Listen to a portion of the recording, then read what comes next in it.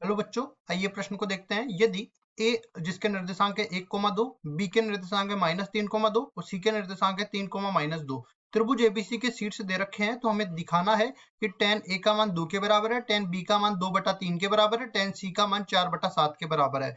प्रश्न को हल करने से पहले इसकी मुख्य अवधारणा के बारे में चर्चा कर लेते हैं। मुख्य अवधारणा, तो यहाँ पे देखो कुछ चीजें बता देता हूँ मैं जो प्रश्न को हल करने में आसान बना देगी। यहाँ पे मैं बोल देता हूँ, ये P बिंदु है, इसके निर्देशांक अपनी तरफ से मान लेता हूँ x1 y1। इसी तरह ये दूसरा बिंदु Q, इसको मान लेता हूँ, इसके निर्देशांक x2 y2 मान लेता हूँ। अब इन दोनों को मैं जैसे ही मिलाता हूँ और यहाँ पे एक रेखा का निर्माण होता है। अब इस रेखा का ढाल निकालने के लिए क्या करते हैं, y2 माइनस में y1 बटा में x2 माइनस में x1, ये अपने पास उत्तर लग जाएगा। पहला तो ये हो गया। दूसरा, हम लोग ये मान के चलते हैं कि मान लो एक रेखा ये गई, एक रेखा ये गई, इनके बीच का कोण थीटा आ गया। ये L1 रेखा है, ये L2 रेखा है। इसका ढाल अपने पास m1 है, इसका ढाल अपने पास m2 है। अगर मेरे को थीटा निकालना है तो ये बराबर हो जाता है tan प्रतिलोम प्रतिलोम tan, और यहाँ पे अंदर क्या बच जाएगा, m1 माइनस में m2 बटा में 1 प्लस m1 गुणा में m2 के बराबर। अब देखिए, अगर मैं दोनों तरफ tan ले लेता हूँ तो इधर क्या बन जाएगा, tan थीटा बराबर में ये बन जाएगा m1 माइनस में m2 और बटा में 1 प्लस m1 गुणा में m2, ये बन जाएगा। अब चलते हैं सवाल में। सवाल में जैसा कि हमें दिया गया है, पहले तो मैं एक त्रिभुज बना लेता हूँ। ये अपने पास एक त्रिभुज हो गया, ठीक है। अब उसके बाद में क्या कर लेते हैं, इसको नाम दे देते हैं ए, बी और सी। इसके निर्देशांक भी लिख देते हैं, 1,2 -3,2, 1,2, ये -3,2 और ये कितना है 3, -2। इसको भी लिख देते हैं 3, -2। अब देखो मैं क्या कर लेता हूँ, अगर मेरे को tan a निकालना है तो AB और AC की ढाल अगर मेरे को मिल जाए तो इनके बीच का कोण 1 के बराबर है, तो tan a मेरे को मिल जाएगा। तो सबसे पहले क्या कर लेते हैं, MAB निकाल लेते हैं। MAB ये किसके बराबर हो जाएगा, देखो यहाँ से y2 माइनस y1 करेंगे तो 2 माइनस में 2 और नीचे हो जाएगा x2 माइनस में x1, -3 माइनस में 1, -3 माइनस में 1, ऊपर पूरा जीरो, तो पूरा अपने पास जीरो बन जाएगा। फिर आगे बढ़ते हैं और MBC निकाल लेते हैं।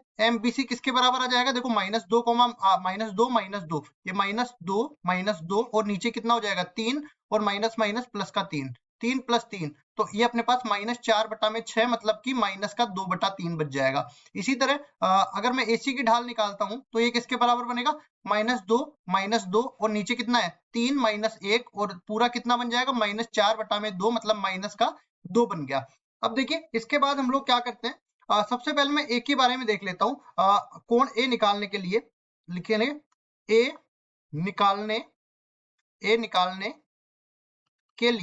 निकालने के लिए कौन कौन सी ढाल लेनी पड़ेगी, MAB और MAC, ठीक है। तो A किसके बराबर हो जाएगा, tan प्रतिलोम, ये बन जाएगा MAB माइनस में MAC और बटा में हो जाएगा 1 प्लस MAB और गुणा में MAC, सॉरी, ये इस तरह से बन गया। अब देखो tan A का मान मैं निकालता हूं तो tan A किसके बराबर बन जाएगा, यहां से देखिए MAB का मान कितना निकाला 0 और माइनस में MAC का मान कितना निकाला -2, तो -2 बन जाएगा। और नीचे भी देख लेते हैं 1 प्लस, ये देखो 0 गुणा में -2 बन जाएगा। अब इसको आगे हल कर लेते हैं और यहाँ पे कितना आ जाएगा, एक काम कर लेते हैं हम, यहाँ से, ठीक है, न्यून कोण या अधिक कोण आएगा उसको उस हिसाब से हम लोग ले लेंगे।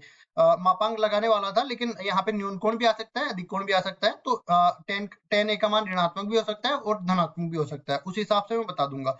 यहाँ ऊपर तो क्या बन गया, 0 + 2 2 के बराबर, नीचे 1 + 0 1 के बराबर, कुल मिला के ये 2 के बराबर आ गया, मतलब tan A जो है उसका मान आ गया 2 के बराबर। और देखो ये पहला भाग अपने पास यही तो कह रहा था कि tan A बराबर 2 है। इसी तरह दूसरे वाले भाग में tan B के लिए देख लेते हैं, तो दूसरा वाला भाग इधर देख लेते हैं, दूसरा वाला भाग tan B, और ये tan B किसके बराबर हो जाएगा, यहाँ से देखो B के साथ साथ कौन सा है, एक तो AB है और एक BC है, तो दोनों को लिखेंगे MAB माइनस में MBC और नीचे आ जाएगा 1 प्लस MAB और MAB गुणा में MBC, ये बन जाएगा। अब देखिए आगे बढ़ते हैं और tan B का मान निकालते हैं। MAB का मान 0 के बराबर है, MBC का मान कितना है -2/3, तो ये बन जाएगा -2/3।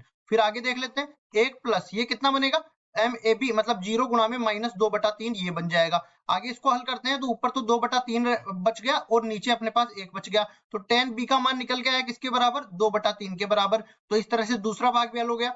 तीसरे वाले भाग में देख लेते हैं। तीसरे वाले भाग में tan c मेरे को निकालना, तो देखो 2/3 है ना tan b, तो ये भी हो गया। और tan c अपने पास 4/7 के बराबर सिद्ध करना है। तो tan c जब मैं लिखता हूं तो देखो कौन कौन सी भुजा अपने पास आ रही है, एक तो BC भुजा है, एक AC भुजा है।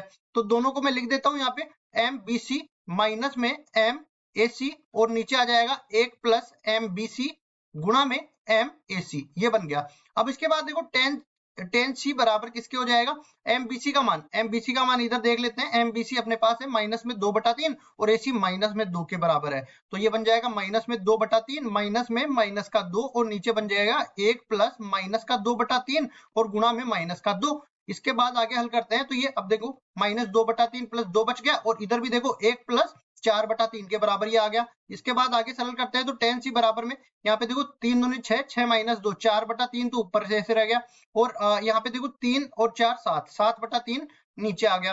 अब देखो 3 से 3 कटेगा और कुल मिला के 4/7 के बराबर आ जाएगा, मतलब tan c जो है वो 4/7 के बराबर आ गया। और देखो तीसरे भाग में मेरे को यही तो सिद्ध करना था। इस तरह से मैंने तीनों भाग हल करके बता दिए और यही हमारे उत्तर है। आशा करता हूँ ये सवाल आपको समझ में आया होगा। धन्यवाद।